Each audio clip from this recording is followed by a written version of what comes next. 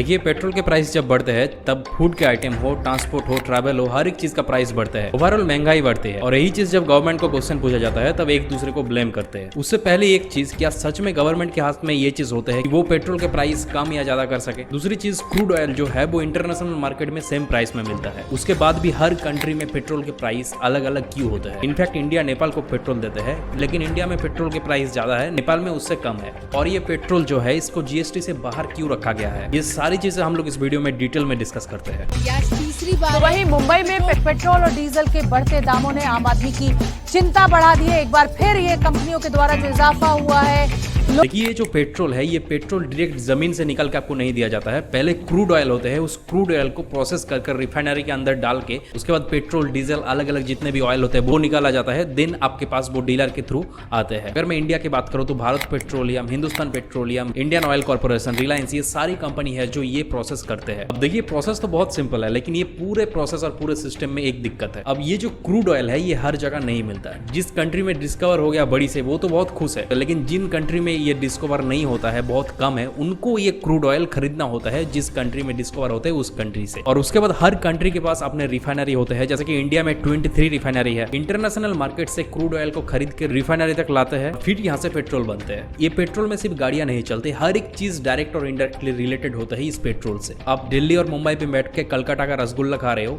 ये भी पेट्रोल की वजह से हो रहा है। ये पूरा ट्रांसपोर्टेशन प्रोडक्शन का बेस होता है पेट्रोल। महंगाई से लेकर जीडीपी, हर एक चीज कंट्री में इफेक्ट पड़ते हैं जब पेट्रोल इंडिया में कम होता है। इसीलिए इसको दुनिया का बहुत ही इंपॉर्टेंट कंपोनेंट माना जाता है। इसीलिए इंडिया बहुत बड़ी स्केल पेट्रोल इंपोर्ट करते हैं। और जब ये पेट्रोल इंडिया में आ जाता है, उसके बाद हिंदुस्तान पेट्रोलियम, भारत पेट्रोलियम, रिलायंस, ये जितने भी कंपनीज है सबके पास अलग अलग रिफाइनरी है। ये रिफाइनरी की मदद से अपने अपने डीलर के थ्रू आपके पास पेट्रोल पहुंचाता है। देखिए, क्रूड ऑयल कुछ लिमिटेड चीज नहीं है कि इतने ही बची है उसके बाद खत्म हो जाएगी। क्रूड ऑयल एक नेचुरल मिलने वाली चीज है और ये जमीन और समुद्र दोनों चीज में मिलता है। क्रूड ऑयल को रिसर्च टीम हर घंटे में एवरी टाइम ढूंढते रहते हैं। अब ये क्रूड ऑयल का प्राइस कौन डिसाइड करता है? इसका नाम है ओपेक। ओपेक एक ऑल ओवर वर्ल्ड में ऐसा तरह एक संस्था है जो अपने क्रूड ऑयल का प्राइस डिटेक्शन करते हैं। ये अपने ऊपर मीटिंग करते हैं, मार्केट की सप्लाई और डिमांड के हिसाब से क्रूड ऑयल का रेट डिसाइड किया जाता है। उसके बाद ये हर एक अलग अलग कंट्री को ये रेट डिलीवर्ड कर देते हैं। देन ये ओपेक के थ्रू सारा चीज क्रूड ऑयल का कंट्रोल होता है। आप लोग देखे होंगे जिस कंट्री में क्रूड ऑयल कम है उस कंट्री में ज्यादा से ज्यादा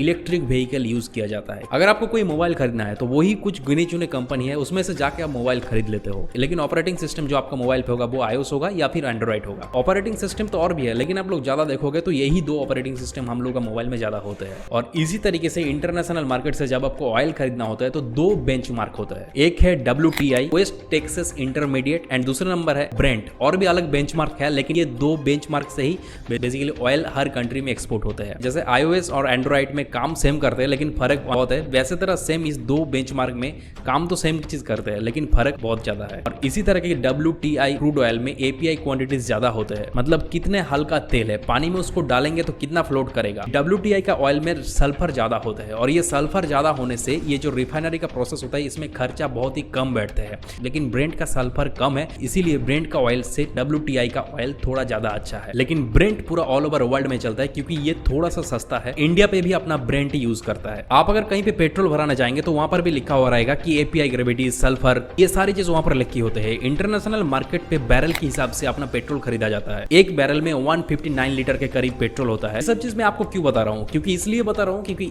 अगली बार जब पेट्रोल के दाम बढ़े तब आपको ये पता चले कि इंटरनेशनल मार्केट की वजह से पेट्रोल के दाम बढ़ रहे हैं या फिर इंटरनल पॉलिटिक्स की वजह से पेट्रोल के दाम बढ़ रहे हैं। मैं आपको दिल्ली के अंदर एक बेस प्राइस दिखाता हूं जो पेट्रोल का चलता है। इसमें जो बेस प्राइस लिखा है 29.34 रुपीज, ये वो बेस प्राइस होता है जो रिफाइनरी के अंदर प्रोसेस कर फाइनल प्राइस बनाया जाता है कोई भी इंडियन कंपनी के। बाद इसमें जो 0.37 फ्रेट प्राइस लिखा गया, इसका मतलब है कि ट्रांसपोर्टेशन कॉस्ट जो पेट्रोल को डिस्ट्रीब्यूशन करने आते हैं कोई भी पेट्रोल डीलर के तक। इसके बाद सबसे इंटरेस्टिंग चीज है एक्साइज ड्यूटी, 32.98 रुपीज, सबसे ज्यादा ये सेंट्रल गवर्नमेंट ने टैक्स लगाया है। उसके बाद 3.69 जो मेंशन है, सारा प्रोसेस करने के बाद 3.69 रुपीज ये पेट्रोल पंप का डीलर कमाता है। ये जो वैट है 19.92 ये स्टेट गवर्नमेंट ने टैक्स लगाया है। ये सब लगाने के बाद जो पेट्रोल 29.34 रुपीज का था आपके पास आते आते ये 86.3 रुपीज का हो जाता है। फिलहाल ये तो मैं आज से 1 साल का पहले का रेट आप लोगों के पास इंट्रोड्यूस किया, लेकिन आज का महंगाई जैसे चल रहा है 106 रुपीज के आसपास पेट्रोल चल रहा है,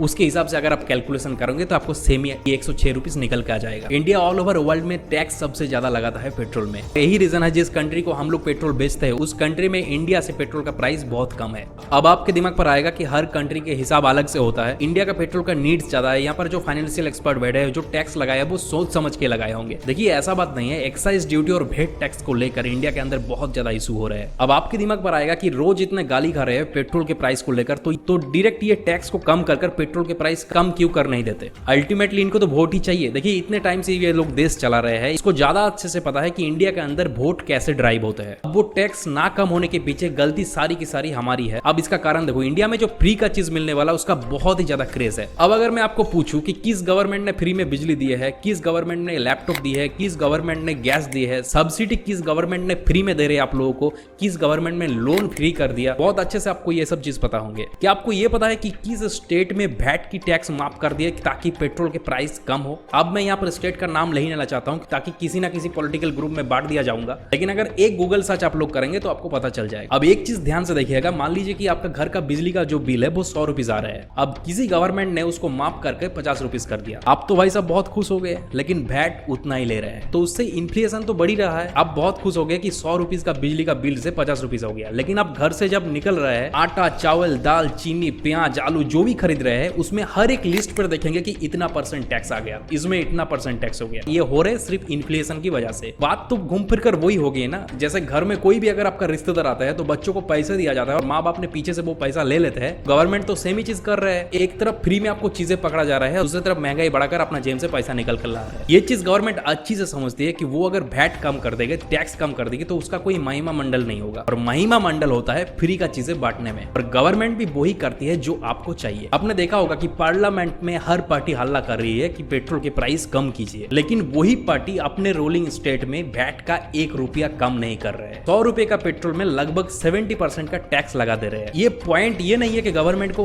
टैक्स नहीं लेना चाहिए, ये पॉइंट का मतलब ये है कि आप जरूरत से ज्यादा टैक्स कलेक्ट कर रहे हो और सेम टाइम में आप वोटर्स को फ्री में चीजें बांट रहे हो। लैपटॉप मिलने से कुछ नहीं होगा, जॉब दिलाने से होगा, लोन माफ करने से कुछ नहीं होगा, इन्फ्लेशन कंट्रोल करने से होगा। हमारे देश का ये रिकॉर्ड है कि फ्री चीज जिसको ही मिले है उसका रिकॉर्ड अच्छा नहीं होगा। सोच समझ के देखिए कि नेताओं जो है वो फ्री का चीज सबसे ज्यादा किस सेगमेंट पर देते हैं? उस सेगमेंट पे देते हैं जहां पर वोटर्स ज्यादा होते हैं। एग्रीकल्चर, 60% लोग डायरेक्टली और इनडायरेक्टली एग्रीकल्चर से एसोसिएट होते हैं, और इसीलिए आप लोग देखोगे कि सबसे ज्यादा फ्री की चीजें किसानों के लिए ले आते हैं। अगर फ्री का फॉर्मूला काम करता होता तो किसानों का ये हालत नहीं होता जो आज की डेट पर है। इतने सारे फ्री का चीज देने के बाद भी वो आज भी कुछ नहीं हो रहा, फिर भी किसान सुसाइड कर रहे हैं। ये पेट्रोल को माना जाता है कि अमीर लोगों को गाड़ी चलाने के लिए है, लेकिन एक्चुअल में देखा जाता है ये सबके लिए है। हर एक नागरिक के पास अपना पेट्रोल का अलग अलग तरीका होता है यूज करने का। इसीलिए इस चीज के लिए गवर्नमेंट फिगर आउट कर दिया और फ्री का चीजों में चार्ट बना दिया और इस सब चीज में वैट और टैक्सेस बढ़ा दिए। अब अल्कोहल और टबाको का मान सकते हो, लेकिन यार पेट्रोल में बहुत ज्यादा इफेक्ट पड़ता है। जब इंटरनेशनल मार्केट में क्रूड ऑयल का प्राइस बढ़ जाता है तब तुरंत पेट्रोल का प्राइस भी बढ़ा देते हैं, और जब कम होता है लेकिन वो पेट्रोल का प्राइस कम नहीं करते। और ये चीज मैं हवा पे बात नहीं कर रहा हूँ। चलो मैं आपको थोड़ा डेटा दिखा देता हूँ। मई 2007 में पेट्रोल का प्राइस जो था 47.12 रुपीज था। एक्साइज और वैट टैक्स लगा के हम लोग 71.4 रुपीज में खरीदते थे। फरवरी 2021 का बात कर रहा हूँ, ये पेट्रोल का प्राइस 29.34 रुपीज हुए थे। तो प्राइस तो कम होना चाहिए पहले की वजह से, लेकिन ऐसा नहीं हुआ। उस समय पेट्रोल का प्राइस और भी बढ़ गया, तब 86.30 रुपीज हो गया। गवर्नमेंट प्राइस कम करने के बावजूद टैक्स बढ़ा दिया और ओवरऑल पेट्रोल का प्राइस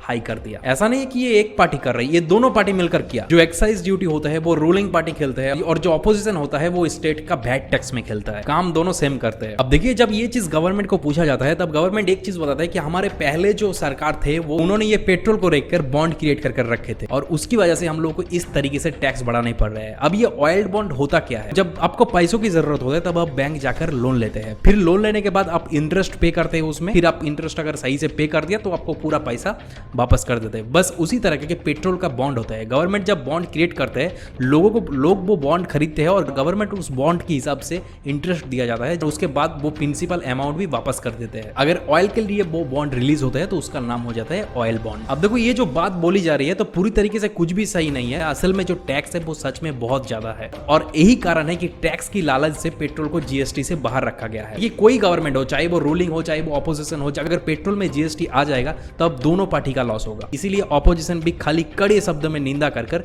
चुपचाप बैठा रहता है और बस यही रीजन होते हैं कि पेट्रोल को जीएसटी में नहीं डाला जाता है। देखो टैक्स तो एक चीज है, अगर मैं पेट्रोल का इंफ्रास्ट्रक्चर की बात करें तो हम बाकी कंट्री से बहुत पीछे हैं। हमें पेट्रोल तो जरूरत बहुत है लेकिन उसके लिए हम लोग इंफ्रास्ट्रक्चर नहीं मेंटेन करते। ये ओपेक कंट्रीज अपने हिसाब से प्राइस ऊपर नीचे करती रहती है, मनमानी करती है, लेकिन बीच बीच में ऐसी सिचुएशन आती है जो प्राइस काफी नीचे जाती है। अब देखेंगे कि कोविड का टाइम पे हुआ था कि क्रूड ऑयल बहुत ही ज्यादा सस्ता हो गया था। अदर्स कंट्रीज जो होते हैं उस टाइम पे ऑयल का रिजर्व बनाकर रख लेते हैं ताकि क्रूड ऑयल का प्राइस जब कम हो उसको स्टोर कर रख ले ताकि ये जो ऑयल का प्राइस हमारा देश में मेंटेन रहे। लेकिन ये चीज इंडिया भी करता है लेकिन उतने ज्यादा नहीं करते। हम लोग काफी पीछे है बाकी कंपैरेटिव कंट्री से। ऑयल रिजर्व कैपेसिटी में हम लोग 24 नंबर पर आते हैं। देखो इंडिया में सिर्फ 2 ऑयल रिजर्व प्रेजेंट में है, लेकिन फिलहाल मोदी जी ने अनाउंस किया है कि भी ऑयल रिजर्व खोला जाएंगे। आप लोगों को क्या लगता है आप कमेंट पर जरूर बताइए। वीडियो अच्छा लगा तो एक लाइक कर देना। ऐसे इंटरेस्टिंग वीडियोस देखने के लिए चैनल को सब्सक्राइब कीजिए।